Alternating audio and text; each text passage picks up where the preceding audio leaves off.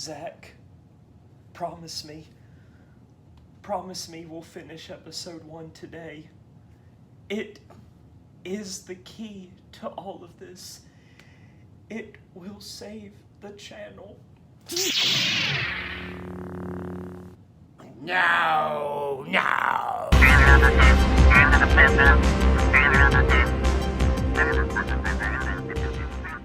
Coming to you live from the snowy dunes of Hoth, this is Echo Base Radio, broadcasting in those smooth 12 parsecs. I am Green Leader 88. This is my cohort, Suave Blue Leader 99. and on this episode 5, we are talking 6. Thank you. We're not editing this out. No. Episode 6. We're going to be talking about Misguided Genius Part 2. Part 2. Episode 1, Part 1. Part 2. Yeah. We're not editing this This is just a whole podcast full of blunders today, but it's all good. We're starting out on Coruscant, and George Lucas probably should have divided this up into 2 parts, because even in the making process he said, well, after the pod race everyone's going to be tired, they're going to want to go home. So that's why we decided to stop it where we did last time. So we are going to Coruscant because, as we know from part 1, the Trade Federation has invaded the planet of Naboo to force the Queen to sign the treaty to make this invasion of theirs legal, but we had that whole little conundrum on Tatooine to divert us and to have the will of the Force happen or something. But anyway, we're now getting to the political center of the Galactic Republic, the capital known as Coruscant. The entire planet is just one big city. So we get introduced to, or I should say reintroduced to Palpatine at this point. I love Ian McDiarmid coming back for this role. What do you think of him? So, it didn't occur to me until later on that Ian McDiarmid was the same Emperor from Episode 6. Because he doesn't really get that much credit, and because there was another person for the original Emperor for Episode 5, you just didn't think of it at the time. And I remember when I first saw Chancellor Palpatine, I was like, I know that's supposed to be the Emperor, and that's a great actor because they are like twins. And then it wasn't later on until that's the same dude. I was like, but yeah, and I don't think we are supposed to know that that's the Emperor at the time, because I remember in all the marketing for Return of the Jedi and stuff, they always referred to him as the Emperor. Yes. I don't think they actually gave him a name until later on. Correct me if I'm wrong, but until the prequels, I don't really recall hearing the name Palpatine a lot. Or Sheev. Unless you read the comics and stuff like that. Yeah. But when we get to Coruscant and we get introduced to Palpatine, we also meet this the leader who's been alluded to. We have a Supreme Chancellor who is the leader of not only the Galactic Republic, but he is also the head of state within the galactic body known as the Senate, which is supposed to represent all of the nations that are united under the Republic banner.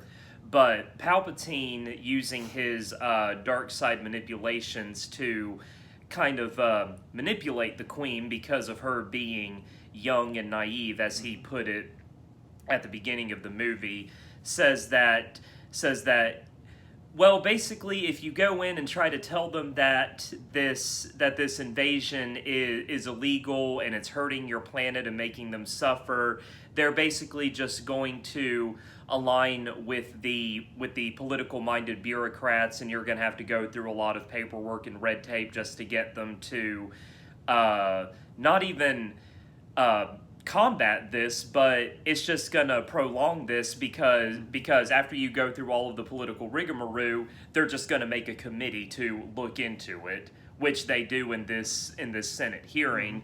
And so he says, maybe it's just best if we just, let the planet invade and just see what plays out. And while you're at it, maybe you should try to get the Senate to go for a vote of no confidence in the current chancellor, because we need someone who's just going to be a little bit stronger, just a little bit. And you really, one thing I love about this movie is you really see just how much Palpatine was in control of the situation. How he really was just in the back, like dance puppets. Just everything, just manipulating every little detail for the outcome that. And his really subtle line deliveries of just like, oh, maybe it should be like this, or maybe this is what we should do. Like, just like very, very casually playing it off. But, Lucas, again, great directorial tricks, even if he's not, the best with actors. He does great work with his camera because he does just do these lingering shots of Ian McDiarmid with just like a stone face, and Williams kind of driving the point home with his score on those little hints of there's a deeper meaning behind it. Oh yeah. And we need to talk about not only the Senate scene but the Senate chamber. I think that if anything, Lucas needs to get not only credit for his extensive world building and giving us new planets, but giving us different futuristic interior shots, because you have this giant open rotunda, but when it's your turn to speak in front of this delegation, you send out a pod into this open air arena that's surrounded by all these other pods, and in the center is the seat of the Supreme Chancellor and whatever aides he has at that moment. And I just think that is just incredible, considering the acoustics that space brings, and how much of a gravitas it lends to your voice whenever it's your turn to speak. And how we have all those different species that represent all of the different systems in the galaxy. I mean, for crying out loud, Lucas and Spielberg are such close friends that there's even a race of ETs in that scene. Yep. I remember in the theater, I was like, whoop, whoop, whoop, this ET. Nope, I see it. Yeah, but this is the scene where Padme finally does show some backbone, because she's being sassy to Qui-Gon on Tatooine, but this is finally the time where she's like, I did not come all this way to plead my case just to have you guys say, well, we'll get a committee to look into it. And there's even that scene before she says that where the Chancellor calls for a halt in the proceedings after a committee is even recommended, and that's when Palpatine is literally whispering into her ear, and he says, now you'll see how the bureaucrats work. Yep. Yeah. And I love just the visuals of that scene. It's like the devil whispering in her ear. Yeah, a lot of biblical allegories, and we even get a lot of more of that in the Jedi Council. So are we done with the Senate for now? Do you want to go hop on over to the Jedi Temple, or is there anything else more you need to say about the Senate? No, I'm good with the Senate. Let's go check out what the Jedi are doing. Well, I mean, the Jedi are stupid, for one thing. Yeah. They're dumb. They're more mired in bureaucratic red tape and rules than the Senate is, and literally foistered up in their ivory tower looking down on the commoners, thinking that they know what's best, when they're just as clouded by their delusions than everyone else in the Senate is. Because these are supposed to be the guardians of peace and justice in the Republic, should be able to have a clear mind of what's going on.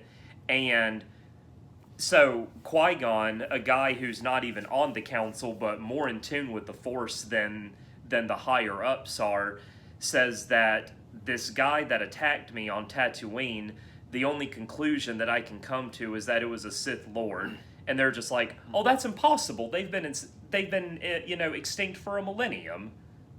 I was Qui-Gon, I'm like, dude, like, I just fought him. Like, Yeah. why are you trying to gaslight me here? Like, no, you didn't fight a Sith. They're gone. They're extinct.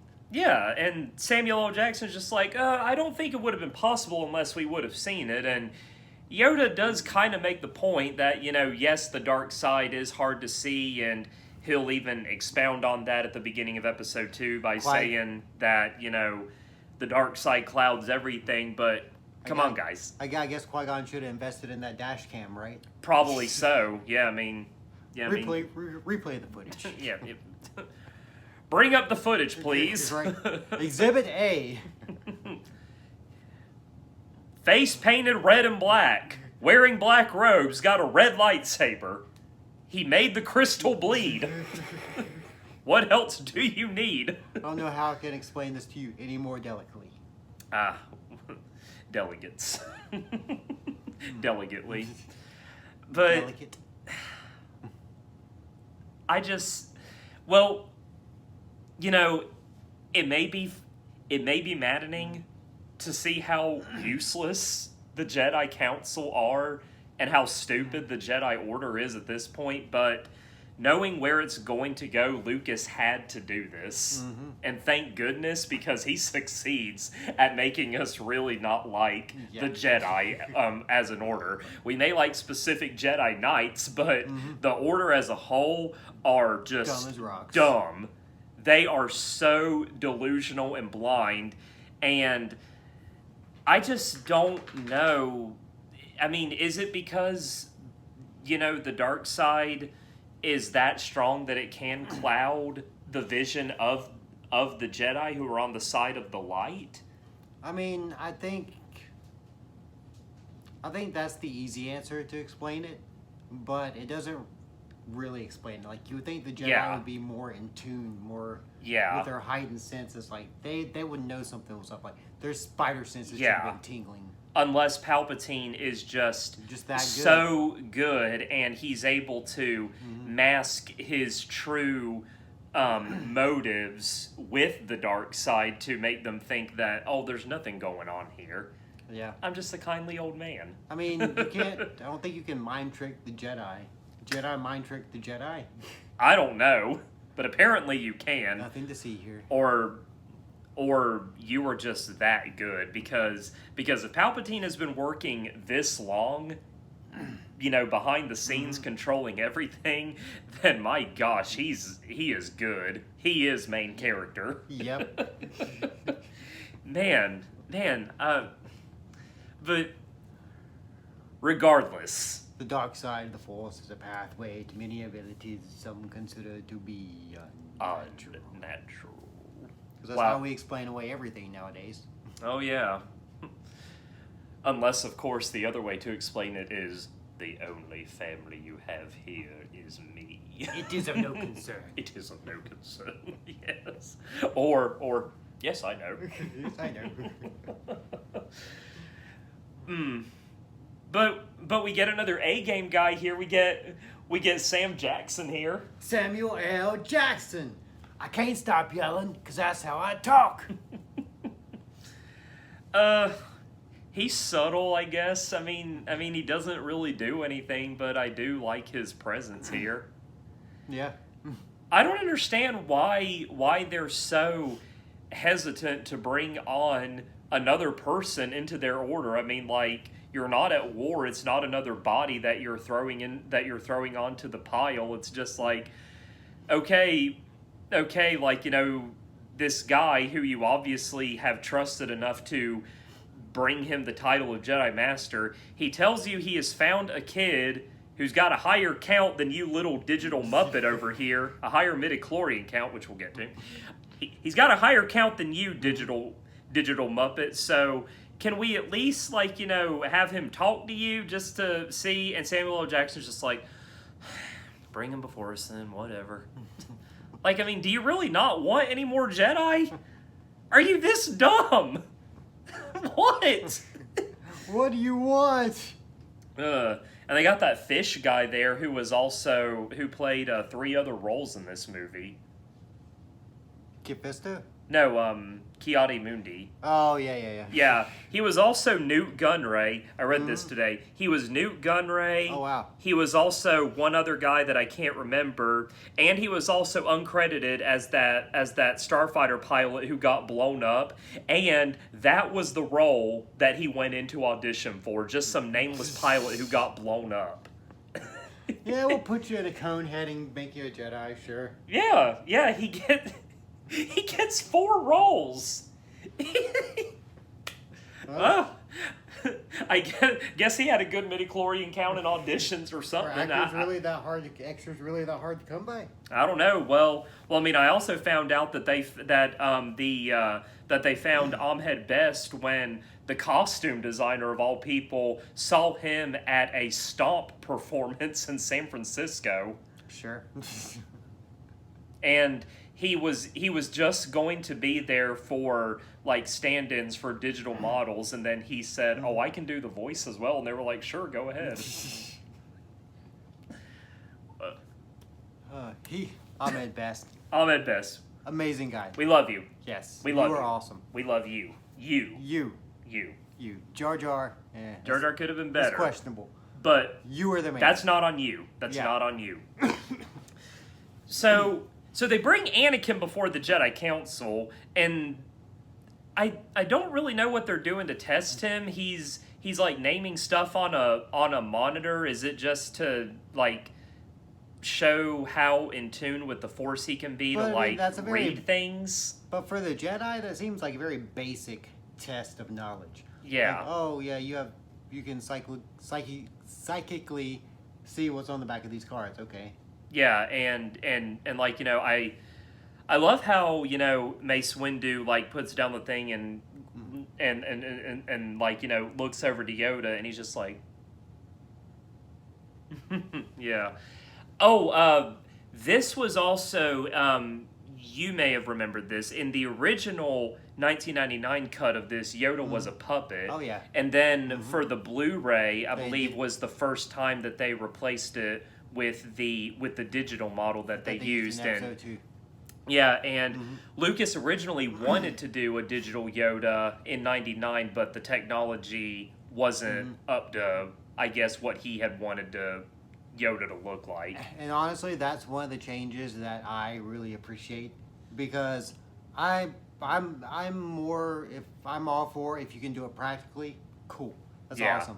But you have to admit that episode 1 puppet looked terrible. Like it was. He looked sick. It was a crackhead Yoda. Yeah. Like he had yellow eyes. I know they were trying to make him look younger, but he was on crack. Like it was he looked younger. If anything, he looked like they dug up the corpse of the episode 5 puppet and made him look even worse. Yeah.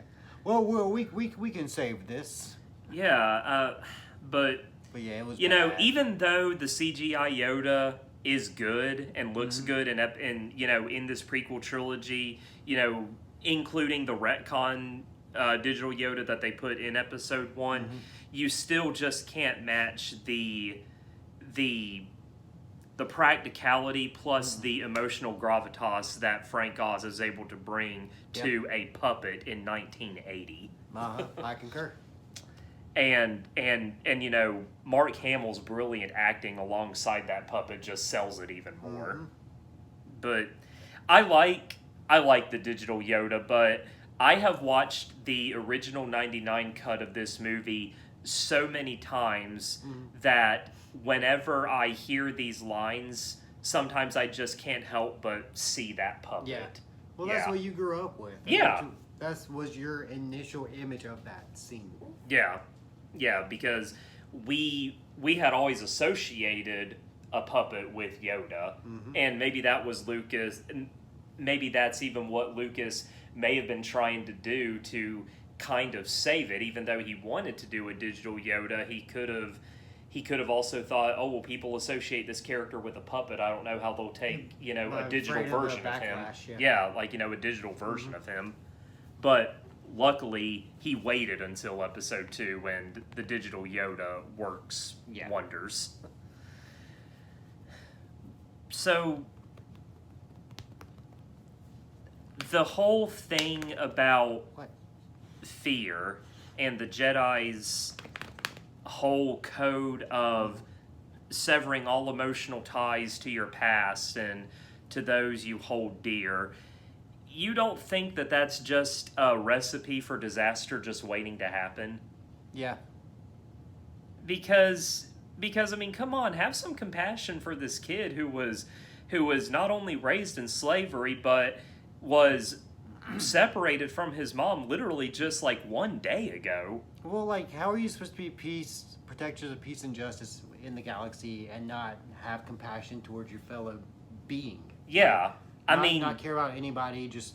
I mean, obviously, yeah. I mean, obviously, I guess they have a mentality of, you know, the needs of the many outweigh the needs of the few, and obviously they do go on peace missions to other planets, like we saw in Tales of the Jedi just a few months ago. But I mean, come on. I mean, can't you go beyond the bounds of your code to at least include parental love? I mean, obviously, masters and apprentices can form some form of camaraderie or even a closer bond of brotherhood, as we see with Obi-Wan and Qui-Gon. But I mean, come on, he's a little kid. Yeah. Have some heart. I mean, like, you know, for crying out loud, at least let him have a phone call with his mom at least once a day, just to. I mean, come on, he's like a homesick kid at summer camp. I just want my phone call. I want my phone call. I mean, come on, he's like a homesick kid at summer camp. Let him use the phone. At least let him force Skype his mom just to make sure that she's okay. Maybe if you would have let him have his phone call, we wouldn't have had this whole Darth Vader debacle. Maybe the Sand People would still be alive. And not just the men, but the women and the children too. But, you know, obviously he has shown some ability, and the Jedi can see it, and they still say, like, you know, kid, you just can't have these emotions because, like, you know, even though you're afraid of something happening, you know, if you keep following down this path, something bad will happen. And Anakin should have been like, you're sending me mixed messages here. Like, what do you want me to do? Right. But we go through all of this. Qui-Gon's like, Exhibit A, a boy with higher midichlorian count than digital Muppet. Exhibit 2, he can see beyond the screen. Exhibit 3, kid is obviously smart enough to know that you're sending him mixed signals, and he even backsasses Yoda at one point, which I like. Yeah. He's like, what does fear have to do with anything, you old puppet?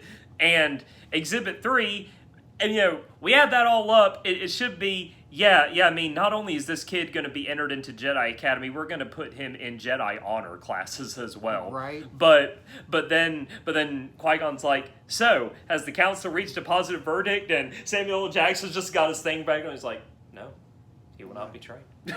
It's like, Qui-Gon's what? Not having it. No, and Qui-Gon even goes, screw you guys, I'm going to train Anakin, and even though he's going against the council, they don't do anything, and Yoda's just like, oh, an apprentice you already have. Yeah. Qui-Gon's like, nope, think again. Obi-Wan's ready to face the trials. He's good. He's headstrong, but I have faith in him. Which, I mean, I just love that Qui-Gon's just so willing to go against the council because he's just so much more in tune with the Force, and he knows. And you may have noticed this. He even pulls the whole from a certain point of view thing on Obi-Wan in this movie. Mm-hmm. Did you notice that? Yeah, I caught that. Yeah. I think it was at the point when they were out on the balcony at sunset, and Obi-Wan's just like, you know, the kid is too old, there's something wrong with him, that the council senses it, why can't you? Yeah. And he's just like, it's true from a certain point of view.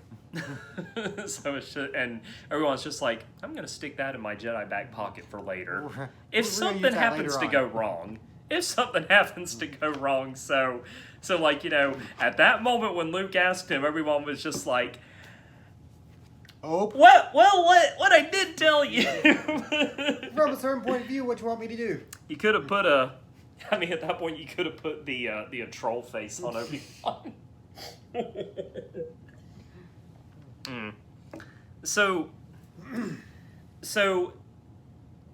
everything has just gone wrong on Coruscant for all parties involved, except for one thing. Jar Jar unintentionally spurs the Queen into action. Yeah. He puts that idea in her head. Yeah, Darth Jar Jar outwitting Palpatine. All part of the plan. He outpalps the palps. Yeah, he outpalps the palps, and he's like, oh well, I mean, he kind of starts off stupid by not being like, obviously we know he can't read body language, but like, he goes up to a woman in distress and he's like, "You're so thinking your people gonna die?" I don't know. Tangents never go down without a fight. That sounds like Stitch, not Jar Jar. We sell warriors. We have a grand army. She's like, oh, an army, you say? Oh. Well then. Of nameless grunts that we can use. It's bodies. Well, I mean, as someone else has said before, like, the Trade Federation has an entire droid army, and what does the Queen have? A couple security volunteers and 2 Jedi. Yeah. And a little Force-sensitive boy. Yeah. We will get into the tomfoolery of the final battle in a minute, but before the Queen decides to go back to the planet of her own initiative, we might add, Captain Panaka and Palpatine come into the room all smiles, and they're like, the Chancellor has been dethroned, and they're now going to put in a vote for a new one. Palpatine is on the short list, and they're like, are there any others? And we get a name drop, Bail Antilles of Alderaan. So, do you think this was a name mix-up, or do you think that they meant Captain Antilles? Because Bail's a senator. Bail Organa. They didn't name drop Organa. They said Antilles. Yeah. It was probably a mix-up. I mean, now that you brought it up. Yeah. And then some other dude, I don't know, who was on the short list. Yeah. That nameless guy, poor Sap, never had a chance. Poor Sap, who knows? I don't know. Maybe Palpatine killed him off screen. Probably. But Palpatine is just so confident because he just sits down in that chair and he's like, "I will be Chancellor, and we will be able to bring back peace and order." So pompous. So certain are you? So we're heading back to the platform, and Anakin says, "Qui-Gon, sir, I don't mean to be a burden." He has no idea how much weight that statement has. and Qui-Gon's like, "You're not. The Council just can't see the greatness in you that I can. Everything's gonna be fine, kid." It's going according to plan. Yeah. We're all fine here now. And then we get into one of the most hotly debated topics of the entire film. Qui-Gon, sir, I heard Yoda talking about midi-chlorians, and I've been wondering, what are midi-chlorians? Midi-chlorians are microscopic organisms that live inside your body. They live inside me? Yes, they live inside you. Without the midi-chlorians, life could not exist, and we would have no knowledge of the Force. I don't understand. In time and with training you will, and when you are quiet, you will be able to hear them speak to you. It's just dumb. Or as Darth Vader and Robot Chicken put it, have you ever seen this clip? Probably. He and Luke are smoking. It's right after he's cut off Luke's hand in Empire. And they're both sitting there smoking. And Vader goes, "The Force? That's just microscopic blood in your bacteria called midi-chlorians." And Luke flicks his cigarette and starts walking off. And he goes, "Look, if you're not going to take this seriously, I'm out of here." Yeah, I remember that. I mean, the one argument that people have brought up against midichlorians, I've never heard an argument for midichlorians. I just want to put that out, by the way. The main argument or the only argument that I've heard against it is that it detracts and takes away from the mysticism of the Force, because the two best descriptions that I've heard of the Force in the entire saga, even in the sequels, was the introduction of the Force that Alec Guinness gives to us in Episode 4, that it's an energy field created by all living things. It surrounds us, it penetrates us, it binds the galaxy together. And I even love the espousing on that they do in The Last Jedi. I even like that scene where Luke tells Rey to close her eyes, and he's like, what do you see? And she sees the light and the dark. I think that was a great scene. Yeah. And that was my second best description of the Force, that I see all things in a circle. And people have said that by taking away from the mysticism and breaking it down into a science detracts from it.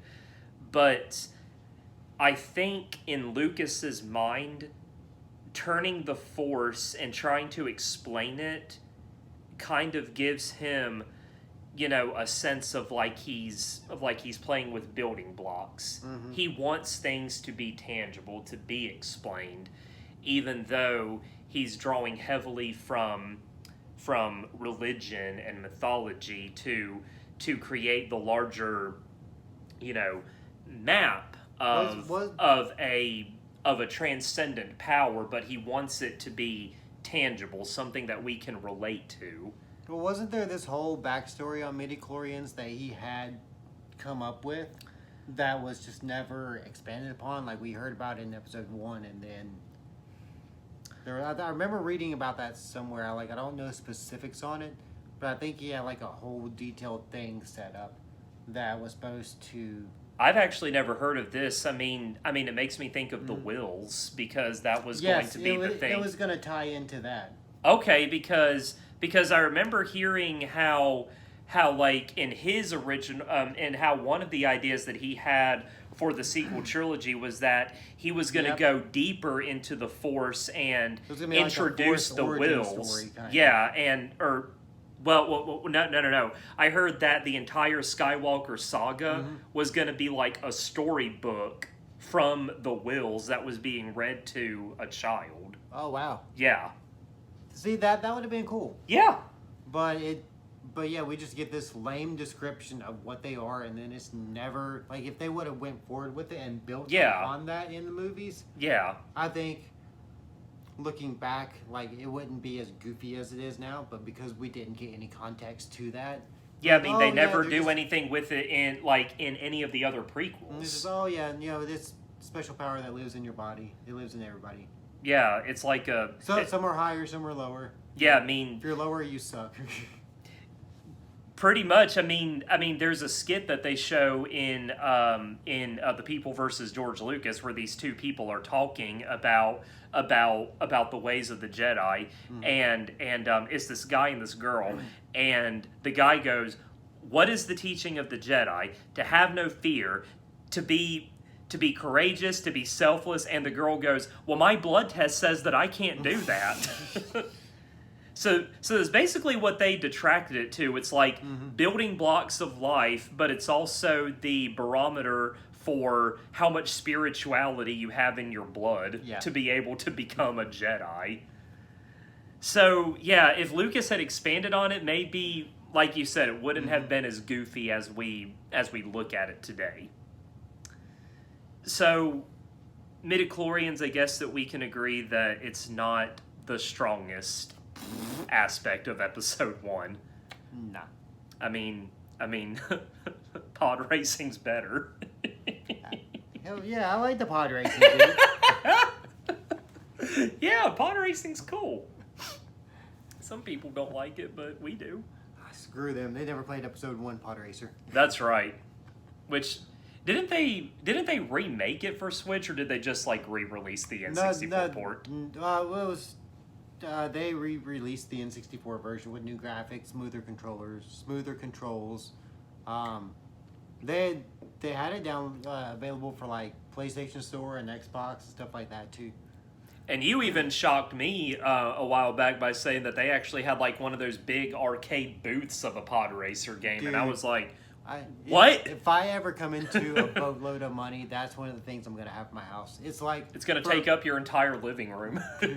For those of you who don't know, in a lot of arcades, they still have some of now, but okay. It's the cockpit of Anakin's pod racer. Yes. And it's the arcade video machine. You sit in it, like, you can do the controls just like he does in the movie. Can you do like all the little switches and stuff? Yeah. Yeah, they don't do anything, but you can like flip them up, and then like to accelerate, you take both of them. And yeah, it's really cool, and it has little cables that go out to the machine. Like it's a gaming treasure. Lucas, you mad marketing man. You know how to make more money off of these dumb space wizard movies. Well, Coruscant sucks. Mm-hmm.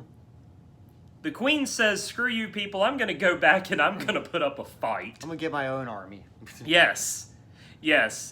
We hightail it out of there and we're going back to Naboo. And Captain Panaka, being the wise man that he is, basically says, we don't have the manpower for this kind of thing. And Qui-Gon concurs with Captain Panaka for, I think, the only time in this movie. And he goes... We're only two Jedi. We're only two Jedi. We can't fight a war. I can only protect you. I can't fight a war for you. I remember that was one of the lines that they used in the Duel of the Fates music video. Oh, yeah. Uh-huh. Yeah. And that's when the Queen calls on Jar Jar and he's like, Messa, Your Highness? And she's like, yes, I need your help. Need your grand army. Yeah, and I also love that little scene where Anakin is in the cockpit with the with the pilot, and he says like this does this, and he like and that activates the main thrusters, and he's like, you catch on quick, kid. Why couldn't that guy have stuck around for the prequels? I liked him. He's got some nice moments. Him and Anakin had good chemistry. Yeah. I would love if, because I know, Obi-Wan teaches them how to fly later on, but I would love to see Anakin, learn more, since he is supposed to be one of the best starfighter pilots, learn more from that guy, and that guy would be, a pseudo-mentor. Yeah. For piloting. Yeah, and imagine the conflict that could have gone in if, that guy had decided to join the rebellion, and then when Anakin fully threw his lot in with Palpatine, and he's like, you have to, everyone who's against me is against you as well. You have to take this guy out. I mean, oh man. Yeah, I mean, I like that guy. His name's Rick, by the way. Rick. Yeah, Rick. Rick! Yeah. So, the adventures of Anakin and Rick. That would have been good. Yeah. Which makes me call into something. We're going to get into the idiocy of the final battle, but remember how Anakin, when we first meet him, he says, I'm a pilot and someday I'm going to fly away from this place? Why does he display such ineptitude when he gets into the cockpit of that starfighter and he doesn't know which button is the blaster? Oops, wrong one. Maybe it's this one. Oops. Oh, wait, here it is. He could have done so much more damage. Just stupid. Anyway, we'll get to that. Yeah. But moving on. Stupid kid, stupid battle. Well, not really. Yeah. Anyway, we get to the planet. They've already been detected, so we know that they're going to be screwed right off the bat when they get down there. But Jar Jar goes to the Gungan city, and it's sad that we never got to see the underwater city deserted. That would have been cool to see it completely devoid of life. But Jar Jar says that in times of trouble, all the Gungans go to the surface and go to the does he say secret place or sacred place? Sacred place. Okay, yeah, they go to the sacred place. It's like this ruins with all of these like stone carvings of gods and stuff like that, and that's when Padme, Natalie Portman, reveals herself as the true queen. Dun, dun, dun. Shocker. Yeah, and she delivers more Oscar-worthy line deliveries in this thing. I ask you to help us. No, I beg you to help us. We are your humble servants. With no emotion on my face, just like this.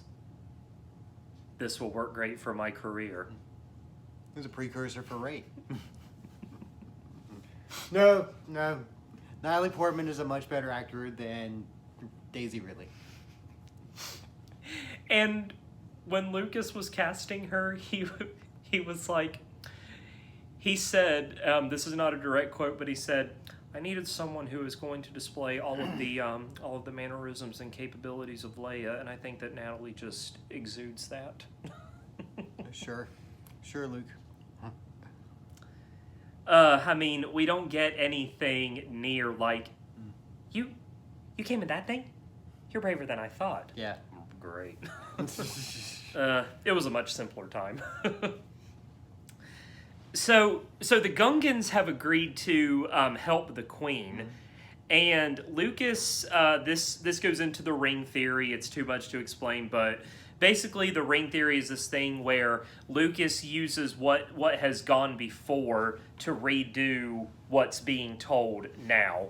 So basically, since he's going back to the beginning in this movie, the ring theory says that now he has to go back to the end and pull from Return of the Jedi to do what he's going to do here. So instead of having a 3-prong battle, we now have a 4-prong battle, because the entire thing is that the droid army is in the city. Mm-hmm. So they are going to use the Gungans to lure the army out of the city so that there will be less resistance. Once they are inside the city, the Queen and her security force and the Jedi are going to go in, retake the palace, and capture the Viceroy. While all this is happening, Naboo pilots are going to fly into space and try to knock out the droid control ship. And you may have been like, well, that's 3 prongs. What's the 4th one? Well, Darth Maul was the monkey wrench in that thing because he shows up and now we have to have a lightsaber duel. But anyway, let's start off with the Gungans. Yeah. Palpatine is talking with the Viceroy at different points through this, and he's like, she's even more reckless than I thought, and the Viceroy is like, there is an army of primitives who are amassing outside the city, and Palpatine goes, this may work to our advantage. And for one, he's not as smart as we think it is, but you know, it's just 1 point against him, whereas the Jedi already have many points against them. But anyway, he gives the Viceroy the go-ahead to send all the droids out to the plains of Naboo, and I love the imagery here. I love the imagery of the Gungans coming out of the mist and the swamps, and then all of them just amassing on the field with those horns that... The battle calls. Yeah, and then... started up the shield! and then your favorite thing from this? And I love how they just the droids at first just try to break the line with the tanks, even though it's the same shield technology that they have. Use. But I just love that one droid with the binoculars, and he's like, open fire. and the Gungans are just chilling behind the shield. And then when they call for the ceasefire, I love when those like, I don't know what those transports are called, but you know, the ones that have all the droids. Yeah. I love how when it shows how many are just like coming out and the Gungans pull out the shields and activate them in front, they're like, oh crap. Oh crap, we're ready. And And then we get the famous activate the droids. Yes, sir. Nani. And then they all spring up, and then ouch time. Ouch time. And, the Gungans, we call them primitive, but they got some pretty sophisticated technology for being a species who lives underwater, yet they're very proficient with electricity. At least they're smart. Yeah.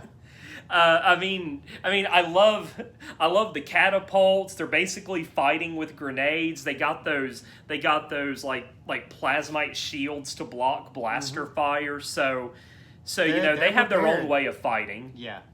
And this is where the idiocy begins, because every single time we see Jar Jar in this fight, he's doing something stupid. Mm-hmm. It's like, yes, we know, we get it. Jar Jar's a he goofy falls character. He falls off his Gungan horse. He can't throw the thing right, and he hides under the cart and pulls the latch out, and one of them falls down, and he misfires that ball, But and causes the savior of the battle. And causes the pilot to crash the tank somewhat, and that droid exposed cables get latched onto his feet, and he's kicking it around and shooting droids, and we know why he was banned. all this tomfoolery that he's displaying is just so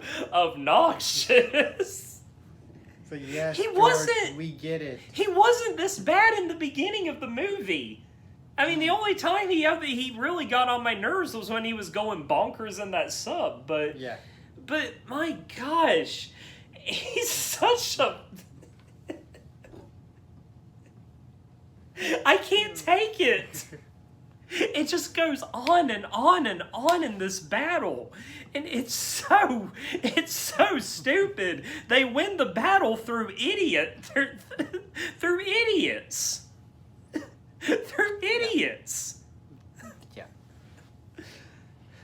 And that's just one prong of the battle. But I love how in the background you can even see some Gungans fighting the droids like hand to hand. Like one of them's like punching him in the background. Which never really registered in my mind, because like, okay, you're punching a steel machine with your hand. Yeah. That's not going to work out well for you. Unless your like Gungan fish skin is like super strong. Yeah. I mean, if you're, what if you got what is it, Titan skin like Thanos? You throw an entire moon on him and go through all of Tony Stark's Mach 40 arsenal, and he goes, all that for one drop of blood. Ugh. But yeah, I also love the shots of those little Trade Federation droids throwing all of the scattered droid parts into a pile for like some sort of like, I guess, funeral pyre later. But yeah, Jar Jar is just the one notch in an otherwise good battle scene. It's just sad that Lucas just couldn't, break him out of the comedic mold, like, just for a moment. Yeah, I mean, it's fine if you want to make him, like, trip like once or twice in this battle to show that he's still not fully capable. But I mean, come on, the guy who brought the Gungans and the Naboo together should start, like, realizing the gravitas of the situation and stop engaging in all of this tomfoolery by shooting a destroyer droid with one shot. If you can't tell, I really don't like this. Really, I couldn't. Yeah, I need to maybe just calm down and let you do some talking. Do you want to, which prong of the battle do you want to take? You can do whichever one, I don't care.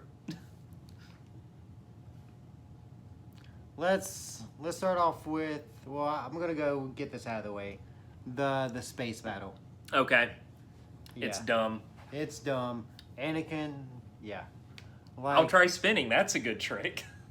And I feel like the same points we were pointing out with Jar Jar applies to Anakin in this situation. He's supposed to be this great pilot. Yeah, and this would have been a perfect opportunity to elaborate more on that and grow that, but yet they just used him for comedic purposes. And here again is another situation where just an accidental shot in just the right spot at just the right time. On the exact ship that they need to destroy. Yes. And then, boom! Miraculously, the battle's over. All the droids are done because of this one little punk kid with his lucky-ass shot. Excuse my language. But Zach, this is pod racing. This is pod racing, apparently, because this kid is able to fly a foreign starfighter that, listen, this kid, for all intents and purposes, he's dirt poor. Like, his pod racer is made of scraps. Yeah. Like, the advanced Naboo starfighters have to be leagues and leagues more advanced than what he's used to working with. Right. And I don't care how much he's talked to Frank, what was his name? Rick. I don't care how much time he's talked to Rick. Or the other pilots that he's listened to on Tatooine. Yeah, or the other pilot. He should not be able to fly a Naboo starfighter and destroy the battle station that pretty much wins the battle for them. But Luke killed 2 TIE fighters in a Falcon gunner. Are you just saying he's so is Luke a Gary Stu, or do you just like to pick on Jake? I pick on everybody. But yeah, it's I get what he was trying to do. Like, yeah, he was trying to establish Anakin as a great starfighter pilot. And I know it's trying to tie in the father-son thing because Luke says that he's a pilot, and I mean, yeah, we see that when he gets into the X-Wing, but even before, he was just like, it's not impossible. I've bullseyed Womp Rats in my T-14, and they're no bigger than this port. Yeah. Yes, he's had that experience. Yeah. Anakin's just ran pretty much a dirt bike in circles. That's all he's done. Yeah. But his midichlorian count is high, so that's all that matters. Yeah, so, accidental heroism. Yeah, apparently midichlorians lets you absorb the information and skills needed just by touching inanimate objects. But, yeah, that's the space battle was stupid. It's a cheap way to end the Gungan battle because... And the decisive thing that wins this entire thing. Mm-hmm. Because the Queen is able to get to the Viceroy. This is probably the one of least concern, even though the battle hinges on all of this. But I like how the Queen is ready to basically sabotage any assassination attempt on her life by having guns ready in her throne. Yeah, and I remember the first time watching this, I was like, I don't care about all this other crap going on. I don't care about the Gungans. I don't care about the Queen and her people. We don't care about the space battle. I want to see the space devil with the double-bladed lightsaber fight, okay? Fighting 2 Jedi. Fighting 2 Jedi. With the most epic music ever. Dun dun. You know where we're going with this. This is what we call a segue, ladies and gentlemen. Yes, because not only do we get the best lightsaber battle we've had up to this point, mind you, but we've also had probably the best battle music that's not only in Star Wars period, but what John Williams has composed in his through his entire life as a film composer and conductor. Frickin' Duel of the Fates, the only piece of Star Wars music that ever got featured with its own music video, and also got featured on MTV, for crying out loud. Because you gotta get the kids in there. Okay. Because, kids. For kids, Lucas has to get those kids into the theater with their parents' money.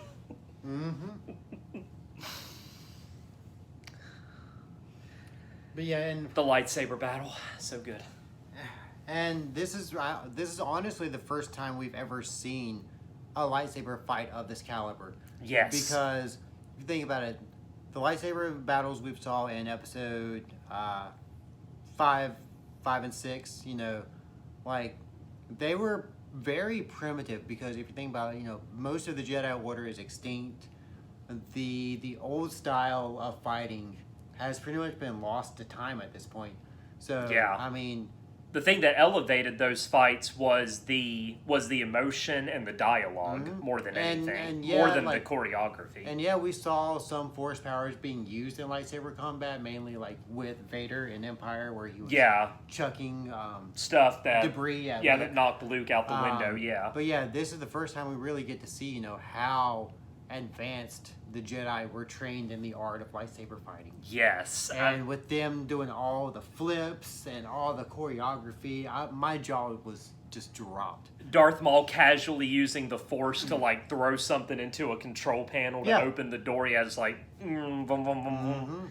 Yeah, his lightsaber has a different whirring sound than the other Jedi's lightsabers do. It sounds more.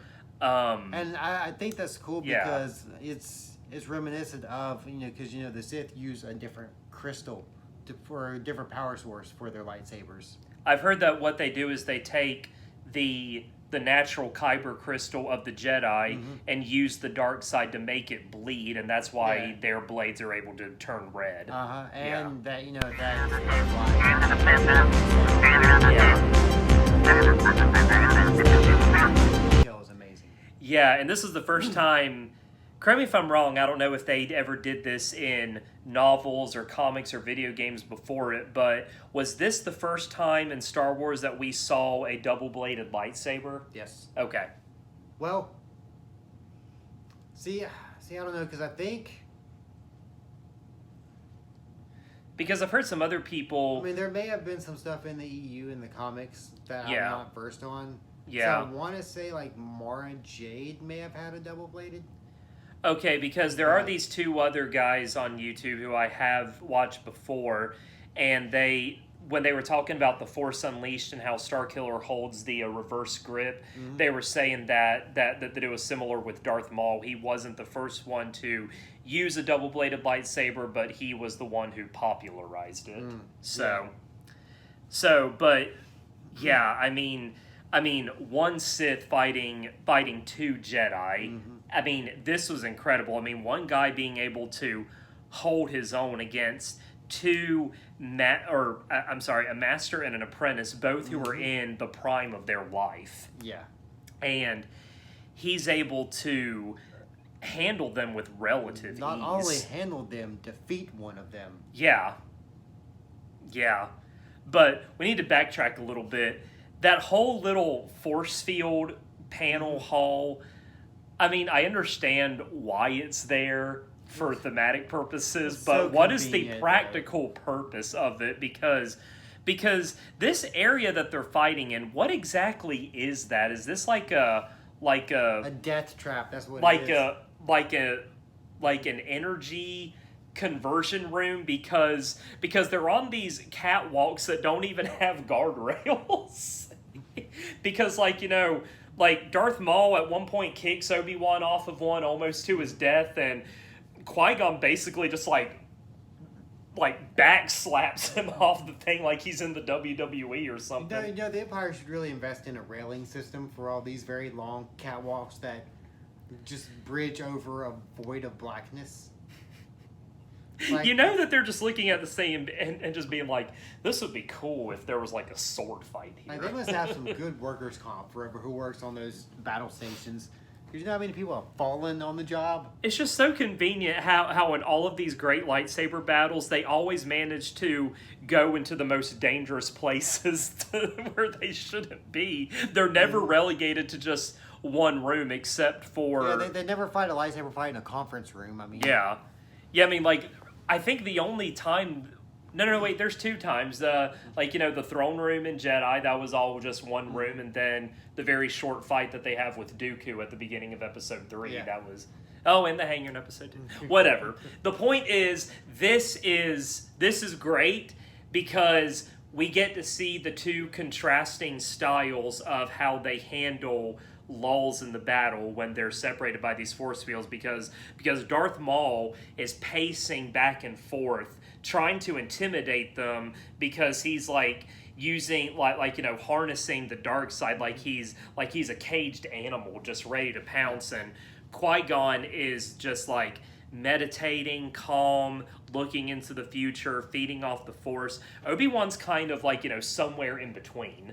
Obi-Wan's pissed off. You can see it in his face. I think there's a strong possibility that he could have called upon the dark side just to defeat Darth Maul, but not fully give in. Yeah. Because I've heard that Jedi like Mace Windu who have purple lightsabers, the purple is supposed to signify that you're able to call upon the dark side as a Jedi for like, I guess, maybe intense moments. So I think that Obi-Wan, with that savagery that he displays, is coming off of pure anger after Maul kills Qui-Gon. And as a kid, I've always loved that swift part where he blocks the backstroke, and then he brings it back down in front and blocks it again, and how he cuts the lightsaber in two at that point. That was smart. Yes, that was smart. And this is the only time we ever saw Obi-Wan use a green lightsaber. He must hate green for some reason. But Darth Maul gets severed in half, goes out like a punk. But he comes back. He's okay. Spoiler alert, guys. Yeah, like 10 years later in Clone Wars, where his brother apparently found him at the bottom of the shaft, and he was crafted with mechanical spider legs at one point. Yeah.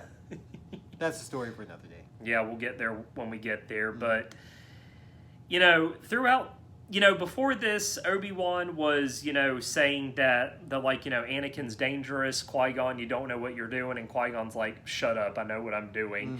And then Obi-Wan's just like, yeah, you're right, it's not my place to, go against your wishes, and I'm glad that you think I'm ready to strike out on my own, but... unfortunately, we lose Qui-Gon in this battle, but before he does, he sets into motion the courses, the events that will change the galaxy by having Obi-Wan promise him that he'll train the boy, because Qui-Gon wholeheartedly believes that Anakin is the chosen one. Do you think whenever Qui-Gon died and he entrusted Anakin to Obi-Wan, do you ever think Obi-Wan was like, man, I don't want this kid. Like, I'm not no babysitter. That was supposed to be your job. Inside, probably, but, he shows some authority to Yoda, because he's like, I gave Qui-Gon my word. I will train Anakin. And Yoda's like, Qui-Gon's defiance I sense in you. Okay, well, do something about it. You're on the council. Shows just really how ineffective they are. Yeah. And, Qui-Gon doesn't disappear like other Jedi. He gets burned with an audience. You think that would have smelled bad?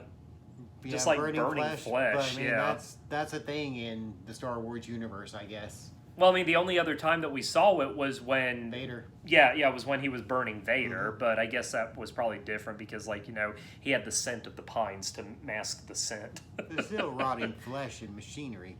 Yeah, and he's also got, a bunch of bears surrounding him. Well, I guess Vader didn't smell as bad because, he didn't really have that much flesh to begin with, but... Yeah, he was like the Black Knight in Monty Python, essentially. But we need to wrap this up pretty quickly. But anyway, during Qui-Gon's funeral, we learned that there's always two, a master and an apprentice. And Mace Windu says, well, who has destroyed the master and the apprentice? And when I was watching this recently, I was like, well, neither. It was the weapon, because the Plagueis book redefined all that. But I love how after he says that, the camera pans over to give us that side profile of Palpatine with that stone look on his face. And I just love how when he gets off the ship arriving to Naboo, he commends Obi-Wan, and then he looks at Anakin and goes, we will watch your career with great interest. And it's just I'm sure you will. Oh yeah. And I love Captain Panaka's little snark comment after Amidala says like, you know, you're gonna have to explain everything to the Senate Viceroy, and he goes, I guess you can kiss your trade franchise goodbye. Right. Like, what's the point, Captain Panaka? Get that one little burn in. Oh yeah. But, you know, we tie it back into the original movie. We get another big, fantastical Disney parade, and, you know, the Gungans and the Naboo apparently... Yeah, they hold up this nice little ball of... Peace! Yahoo! And, you know, little Jake Lloyd is in his Jedi garb. With his little rat tail. Yeah. His little Jedi rat tail. Yeah, and he, like, you know, does that little... And Padme just gives him that big toothy grin, and as we're gonna learn in episode 2, she's robbing the cradle there, I guess. A little bit. Because I mean, like, you know, we can't do anything yet because they're both children, but then Anakin's just barely legal at the beginning of episode 2, so he's 19 and she's 24, so it's just like, okay, I guess we can. Right. I guess it's okay. I mean, she's a queen. She can do what she wants, I guess. But then she goes, "You're a Jedi Knight, and I'm a senator." So. Oh my gosh, they do much better, you know, things with like their relationship in the original Clone Wars, which we'll talk about at some point. But Phantom Menace is finally over. Not that we hate this movie. No, as you can tell from both these parts, we love it. But It's next time, not without his flaws. But next time we're gonna get into some really good stuff. You hear the meat, potatoes, and the sand. Yes. All the sand. Begun. The Clone Wars has. Begun. The cringe has. All right, but until next time, may the Force be with you. Adios, everyone.